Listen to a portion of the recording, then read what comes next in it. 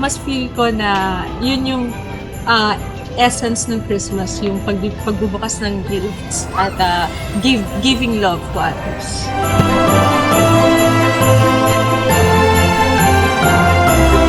Ito one Christmas day.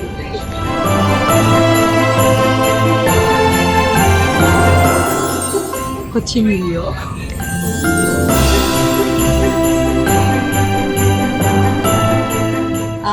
Queso de bol.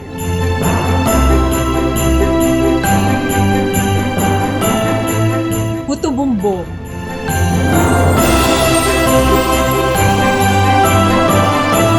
Christmas getaway.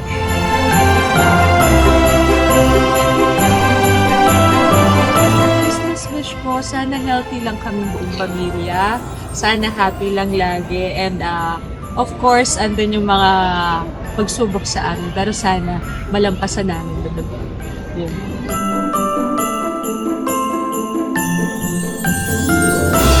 For myself, healthy pa lang din. Siyempre, sana more blessings kay God. Sana the following year, the next year, sana tuloy-tuloy lang ang mga blessings, tuloy-tuloy lang, masaya lang lagi. And sana strong and healthy lang ako lagi para kayod lang, dire-diretso lang sa pagtatrabaho.